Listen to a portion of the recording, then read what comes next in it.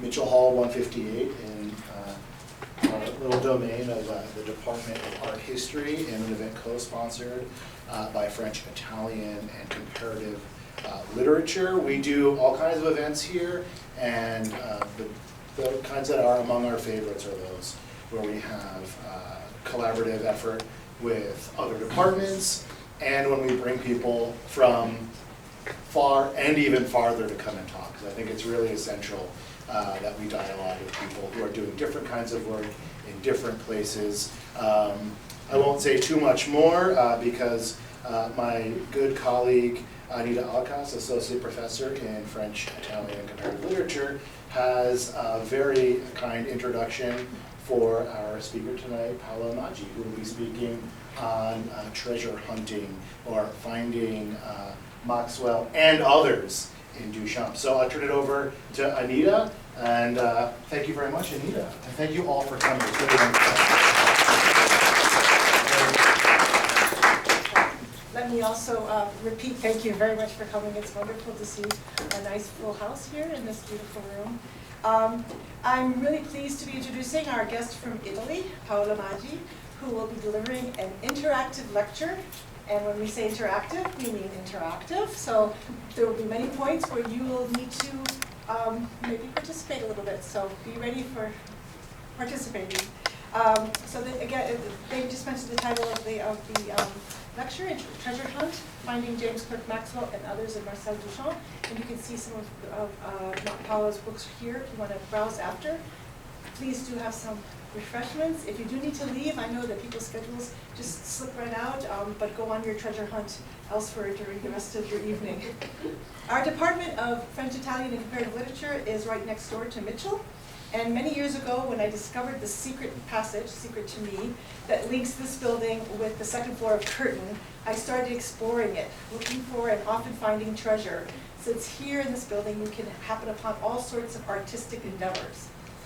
The new Emile Mathis Art Gallery that surrounds this lovely seminar room makes the treasure hunt much easier. So do explore our campus. We have lots of treasures in many corners of it. I'm very grateful to our colleagues in art history who have helped make this talk possible, especially Dave Pacifico, who's been very, very kind. I would also like to thank all of my colleagues in FICL and the other languages at UWM, and the Master of Arts in Language, Literature, and Translation program, which supported this event. In particular, I'd like to thank Jenny Peschet, without whom, she's in our office, without whom this visit would not have been possible. Without Jenny, we would not have the pleasure of hearing today's talk. Paola Magi is a scholar, art critic, and art history teacher at the prestigious Liceo Parini in Milan. Wouldn't we all like to be delivered to Milan right now? In 2010, she published Treasure Hunt with Marcel Duchamp, and she is the founder and director of the Archivio Dedalus Ediciones Collection Supernovae Studi Duchampiani. Intriguing, right? To which she has contributed several essays as well as translations in Italian of The Life of James Clerk Maxwell by Campbell and Garnett, 2 works by Dubellay, and Les Fleurs du Mal by Baudelaire. So very key, important works that she's translated, fresh translations. The artist Vincenzo Pizzella, who is in attendance today over there, and he has a treasure hunt on that chalkboard. So when you walk out, you can follow his treasure hunt starts there of Dedalus. Vincenzo gave a wonderful lecture on Tuesday in Special Collections at our library, and he has created a stunning artist book inspired by Paola's translation of Baudelaire's poems. Paola and I have been corresponding for 3 years now, and all by internet. And the story of our friendship is quite an interesting labyrinth or map, treasure map. Yeah. And I was really impressed with the depth and breadth of her scholarly research from afar, but now that I know her up front, I have found out that she has many, many works in progress, ranging from translating Rimbaud, very ambitious to do new translations of Rimbaud, to an art history textbook in English for Italian students who are learning through a content-based instruction method. So that's a very interesting project that she's actually it's very well advanced. So I know that now that Paola is always on the hunt. And today we have the good fortune to look for treasure in Maxwell and Duchamp with Paola as our guide.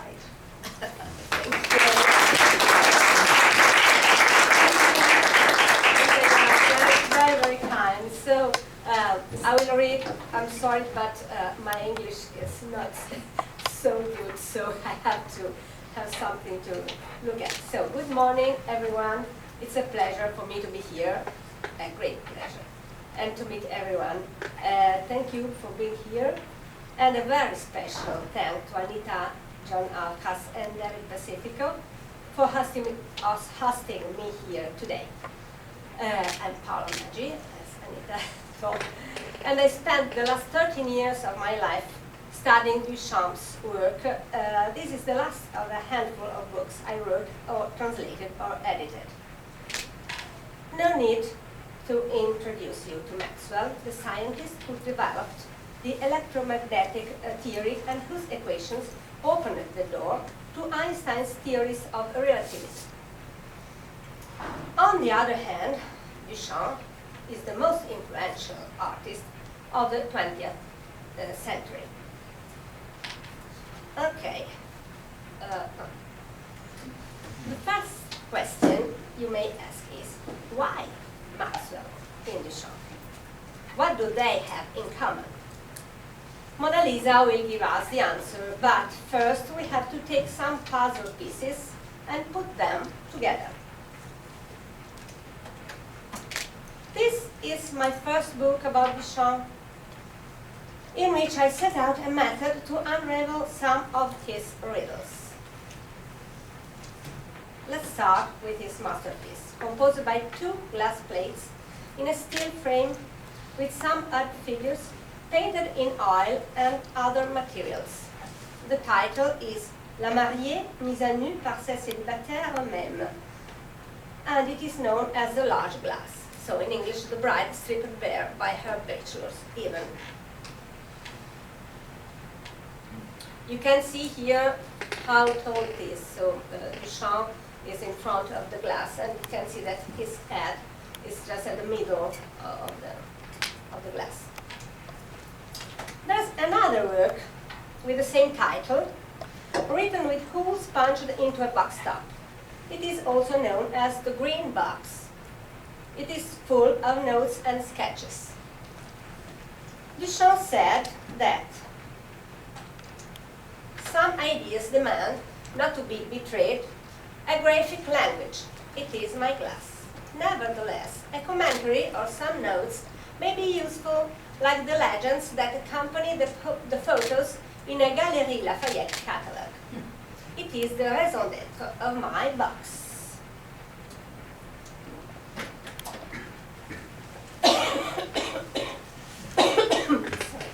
In 1966, Duchamp made another box, the white box, or à l'infinitif, because, oh, thank you,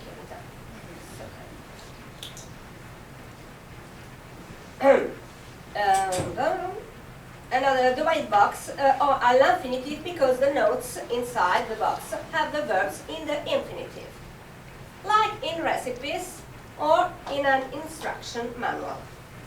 Most of those notes are about colors and technical reminders for a painter, but one sounds rather different and interesting. I called it the dictionary rule. Parcourir un dictionnaire et raturer tous les mots indésirables. Peut-être en rajouter quelques-uns. Quelquefois remplacer les mots raturés par un autre. Se servir de ce dictionnaire pour la partie écrite du vers. It's very important to read in French because he was working, we will see, French, English are very important, and each language has its own place. Look through a dictionary and scratch out all of the undesirable words, perhaps add a few, sometimes replace the scratched out words with another one. Use this dictionary for the written part of the class. So, response. Duchamp's most widely known works are the ready-made fountain, bicycle wheel, snow shovel, hat rack, comb, but is very interesting is that he called them three-dimensional puns. So Duchamp itself used this definition for his ready-made. The first ready-made was the bottle rack. The original was last. We know that a sentence was written on the base. We know that directly from Duchamp. But Duchamp always said that he didn't remember. And the letter, he wrote in a letter to his sister, Suzanne. He was in America, she was in France. He wrote this letter, take this bottle rack, write this sentence, but the sentence was maybe in the last sheet of the letter, but it was lost. And Duchamp always said, I don't remember this sentence. So, mystery. Another mystery. Duchamp gave more titles to this ready-made because he used different synonyms on different occasions. Égouttoir, hérisson, séchoir à bouteille, porte-bouteille. It sounds a little odd, as if he wanted us to look for other names in the dictionary. In fact, we find other names for the bottle. Okay, I wrote all this for you, but I can go. Okay, so how many titles are possible?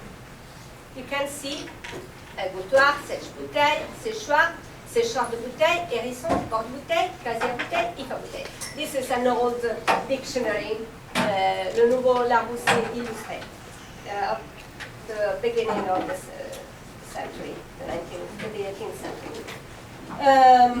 So many titles are possible, and among them, one looks very interesting, the red one, IFA-bouteille. Now, we will look for a king. The king is Louis XV. Le bal des ifs, this is a drawing of the time of this ball. Le bal des ifs was a very well-known masked ball in which Louis XV dressed up as a U3 in French if. The king wanted 7 courtiers dressed up like him so as not to be recognized. Louis XV is an important hint because Duchamp gave us many hints about him. So, let's see. Number 1, the Milky Way. He writes in one note that the Milky Way is Louis XV. Nothing else, just Louis. The Milky Way is Louis XV. In another note, he wrote that the chocolate grinder base is in Louis XV style. In fact, you see the legs, yeah, just in Louis XV style. A note in the white box says, number of Louis XV chairs in each hall. In 1938, at the International Exhibition of Surrealism in Paris, Duchamp installed 4 Louis XV style beds. So 1, 2, 3, and plus 4, 7. Okay? 7 Louis XV, just like the 7 fake curtains. So where is the true king? The true king is under the if. So we may choose IFA-bouteille as the true type. But now, what will we do with the IFA-bouteille? So, if in French, let me see if I wrote something. Okay. So we must remember that the definition of ready-made is 3-dimensional puns, and we must read the definition of pun. Pun is a humorous use of a word or phrase that has several meanings or that sounds like another word. So we must do this job. We must find words with the same sound but a different meaning. So for if, it is not just so difficult because if in French is U3, but in English it is the conjunction if. Embouteille. Embouteille sounds like a verb. Aboutir. Aboutir means to join by the ends. And we can interpret it also as if put in rhyme.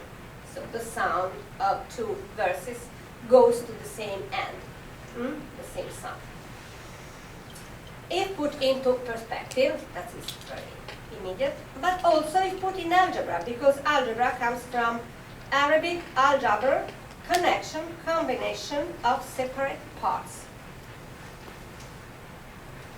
Duchamp said in an interview, j'avais décidé que les choses seraient faites 3 fois pour obtenir ce que je voulais.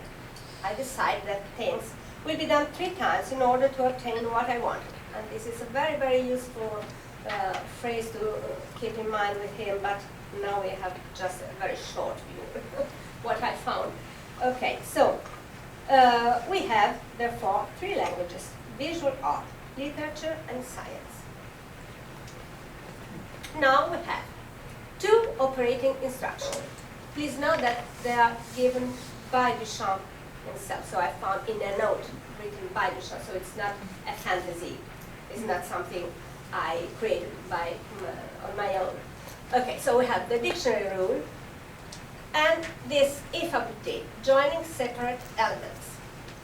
And we also have a suggestion and that we will a specification, because we know that every message has 3 possible interpretations: artistic, literary, and scientific. Oh, no, now we can ask Mona Lisa, and she will answer with a riddle and a rebus. The riddle, we know that the phrase LHOOQ in French sounds elle a chaud au cul, she's hot in her S. And Q. I was looking, I thought, what can I do with this sentence? I thought that maybe I have to go through the notes and look for this word, Q. I thought maybe I will find a lot of times. Instead, I found once, no more than this, bouteille à cul de plomb. Bottles with leather bottom. What is it? Let's go. The next step will be to look for bottles in Duchamp's work. And we will find three of them. And they are 3 self-portraits. Why?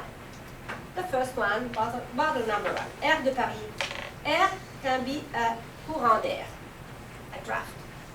But in French, we say also courant d'air for arm movement. Duchamp wrote to the Arensberg, his friends and collectors, the Air de Paris. This bottle could be a self-portrait. Could be. It's not so clear, but it could be. But the number 2, eau de toilette. Here you can see Duchamp's face on the label. He's dressed up like in his female alter ego, Rose c'est la vie, but he is here, so it's clearly a self-portrait. The third bottle, it's on the cover of an art magazine View. This number of View was a monograph on Duchamp, on Marcel Duchamp. So you would expect that in the cover there is his face. But instead there is this bottle. But on the bottle, the label is the military certificate of Marcel Duchamp, a clear bureaucratic attestation of identity. So this bottle is Marcel Duchamp. So we have 3 bottles and 3 self-portraits. So you could think that in Duchamp, we can deduce that in Duchamp's lexicon, a bottle is the equivalent of a human figure. So let's go back to our Mona Lisa. Mona Lisa, since she is a human figure, we can see her as a bottle. And her hot S is a heated bottom of a bottle. So the liquid in the bottle. If heated, will change its status into gas, and the gas will move following Maxwell's law of gas in motion. So here I put also this picture because it is another ready-made by Duchamp. Eau et gaz à tous les étages, en français, is homophonous with eau et gaz à tous les états, in all states. Ronda Roland Shear found an important link between the mathematician Henri Poincaré and Duchamp. And among other meaningful points, she wrote a very interesting essay, she noticed that in a chapter of 19sep2019 1908, in which he talks about the way the solutions of a problem come to the mathematician's mind, Poincaré uses the word tout fait, in English ready-made. The ideas rise into consciousness as if they were ready-made. Poincaré then compares the ideas moving and joining each other into the mind to the gases in motion following the laws of Maxwell. So, if the human bottle full of gas in motion is Poincaré's mind in action, the solution of the riddle is the mind is working. The mind is at work. You see, she's very thoughtful. The riddles. If we read LHOOQ with the English pronunciation, it sounds look. The beard belongs to the chin, which in French is mental. But mental means also of mind. So the solution of this rebus is mental look. Now, if we put together, we have the other two, if I would take. We join the riddle and the rebus, we will have mental look plus working mind equates look of a working mind.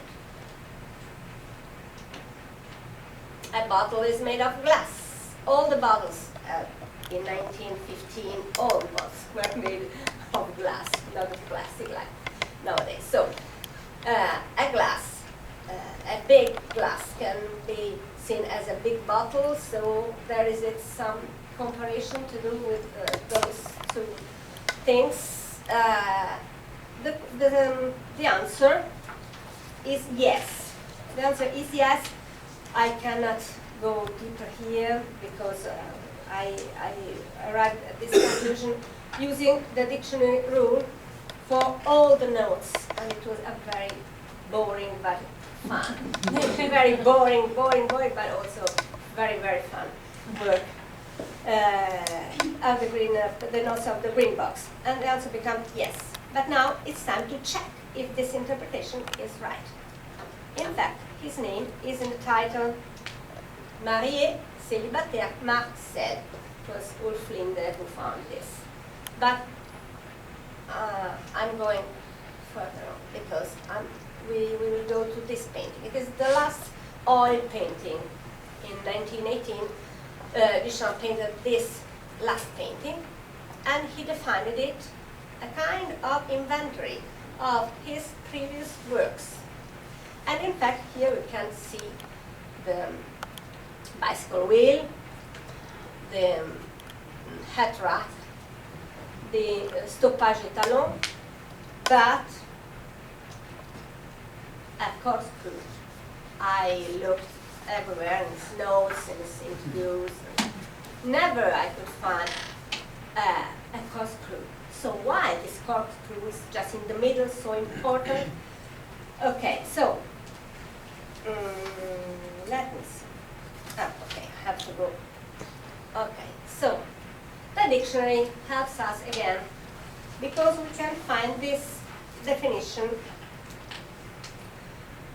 The corkscrew rule, it is a synonym for Maxwell's rule. It states that an electric current moving forward on a spiral in the same direction in which a rack-handled screw is turned produces a magnetic field which follows the axis of the spiral in the direction in which the corkscrew is turned. Okay? So,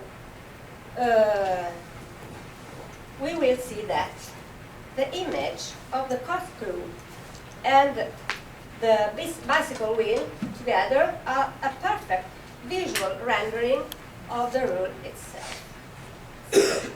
But we have something more, because there is another reason. A square with a bolt to mark the central point. Well, in French, square is carré, and point reads point. Point carré reads point carré. So we have both maxwell and point carré. But there is more. The bolt. Bolt in French is boulon, boule on. In argot, in slang, in French slang, boule means head. Therefore, we have on in English, boule in argot, head on. This is the subject of Poincaré's chapter, and it is also the solution of the bird and Mona Lisa, LHOO.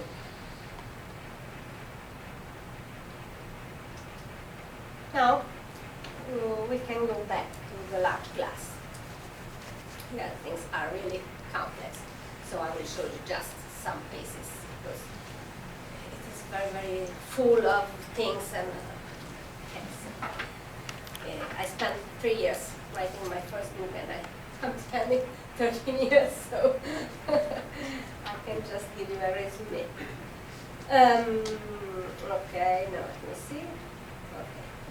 We know that a gas, the illuminating gas, the creative inspiration, flows around the glass. Follow, because I don't have anything to show you, but you see the arrows. So we know that a gas, the illuminating gas, which is the creative inspiration, flows around the glass, starting from the moule Malik. The moule Malik, you see, this uniforms. It flows around the glass, starting from the moule Malik and going counterclockwise through the sieves, frozen and broken into sequins, then falling down and being splashed through the témoin oculiste, the three témoin oculistes, cut and selected by the scissors, and eventually shot into the upper part of the glass, the bright domain, to form the 9 shots, les 9 trous. So let's use the dictionary rule. Moule Malik. Malik comes from malic acid, which is found particularly in apples. In English, it is the malic acid. In French, apple is pomme. In slang, pomme means head, person. Therefore, moule Malik means mould of heads of people. The moule Malik are painted with red lead. In French, mini-man, man in miniature. In the notes, Duchamp writes that they are very old. He calls them matrice d'héros, heroes matrix, and cimetière des uniforms, cemetery. Cemetery is the American pronunciation. Uniforms are clothes like the bride's clothes. They are the visible part of the work of art. So the moule Malik are the works of art from the past, which gives inspiration. The inspiration starts to take a form, a shape, starting from the knowledge of the ancient former works of art. So the illuminating gas goes through the sieves in the form of frozen seconds, then changes its status again and splashes as drops through the oculist witnesses. Those are also very interesting because they are painted in silver. In French, argent, which also means money. They are collectors, critics, amateurs. They are the viewers, and they are an active part of the creative process. The dots are selected again by the scissors, and then eventually they go to form the 9 shots, the 9 trous.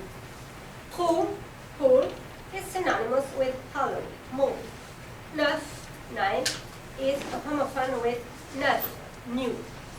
The 9 shots are the new molds, the new work of art. And you can see that the artist can never reach the message of the bride.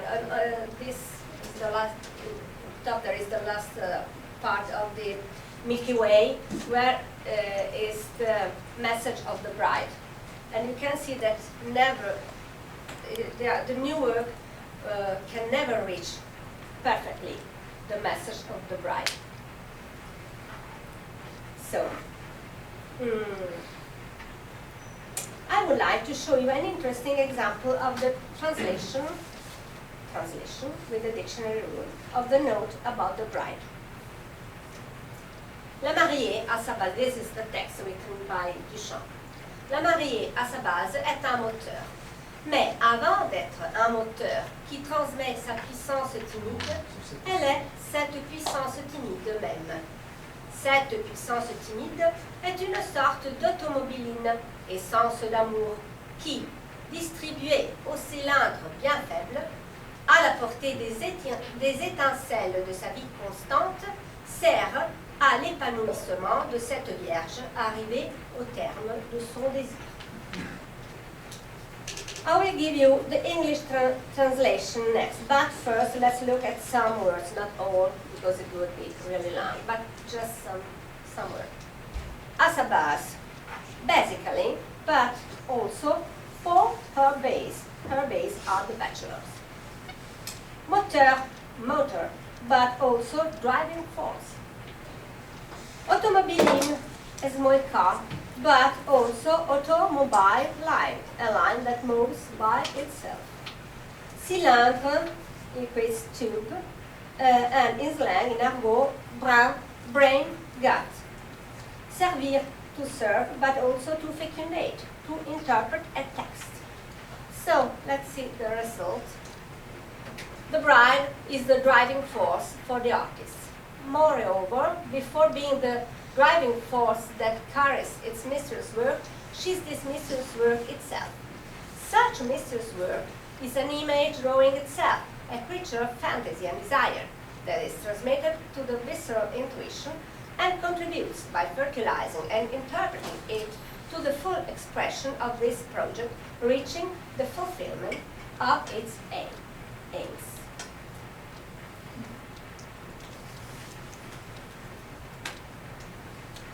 So, here we are. I was looking for those Moul Malik, those sources and inspiration for his work. And as Anita told, I translated or published or edited some translation into Italian of different works. Someone is more meaningful, someone is less meaningful. In fact, I started from the first one, Sugerius, and I don't know if you know who Sugerius or the Abbot Suger is. The first builder of the Gothic church and Gothic stained glass. In fact, I translated it because I didn't find it in Italian.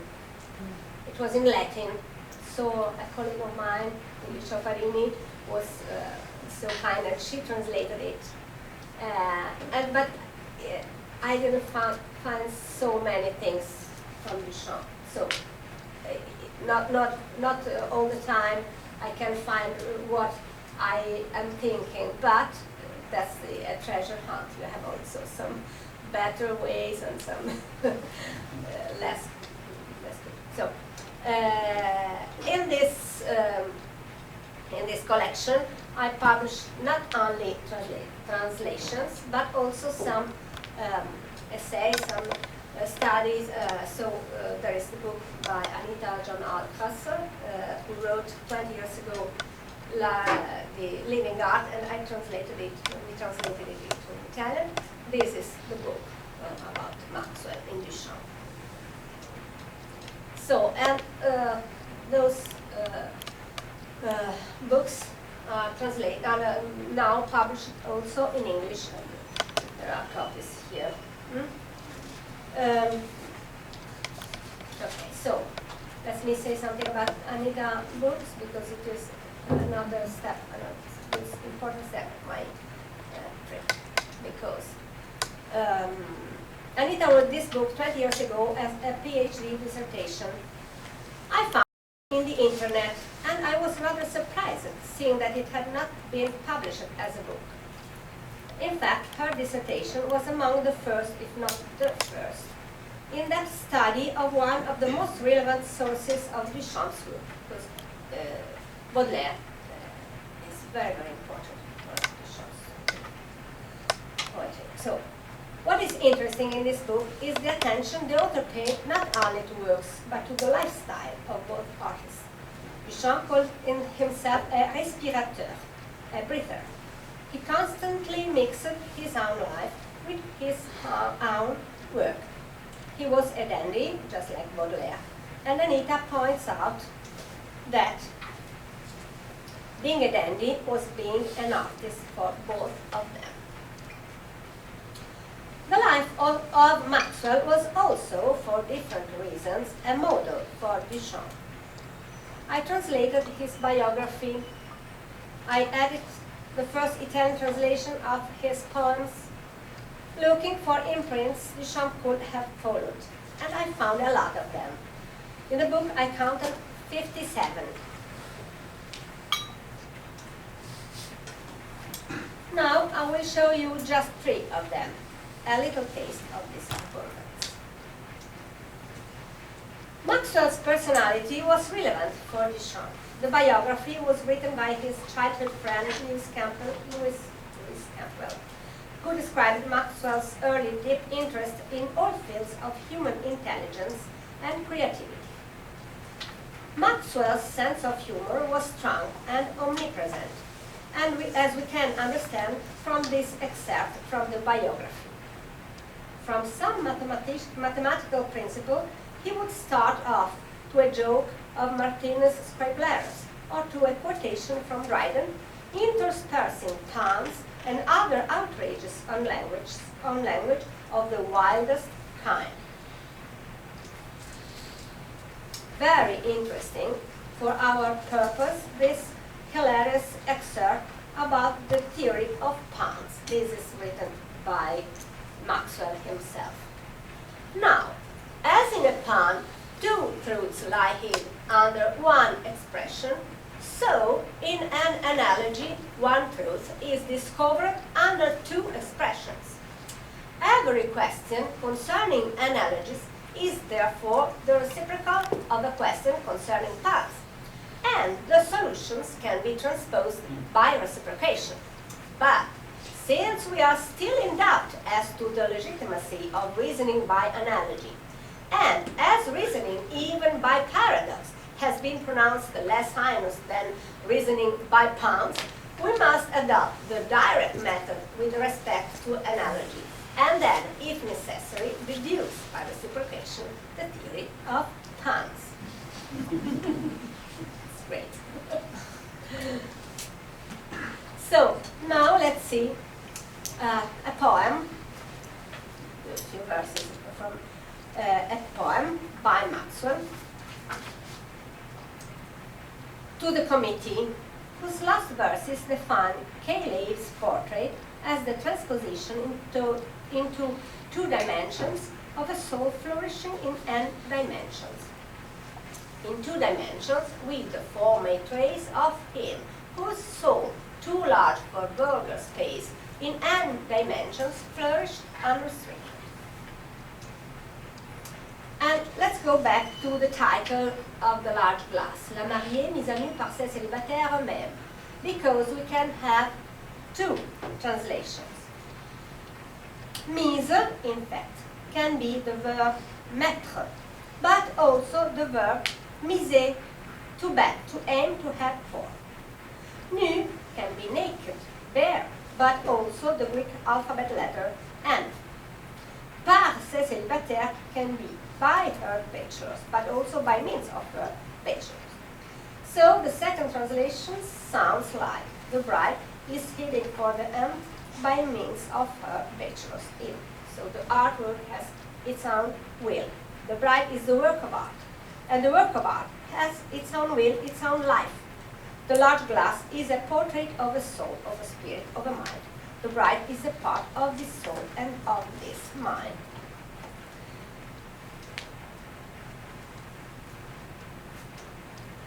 Oh, here we can see the Maxwell's artistic side. It was important, and Campbell didn't neglect it. In the biography, there are reproductions of young Maxwell's drawings. Here you can see a letter to his father when he was very, very young. And a poem he wrote and illustrated. He was, I think, 14, so he was very young. He won also a competition in English poetry, in English white composition. And the same year he won the mathematics prize and the poetry prize. So he was really very, very good in both sides. Campbell's opinion of Maxwell's talent for drawing is not flattering. He was in the half of the 19th century, people was the most part, a large part of people was thinking of the classical model as the only good way of being a painter. So this is very childish in some way. But to Duchamp's more modern eye, Maxwell's drawing might have been interesting also from the artistic point of view, due to their expressive freedom.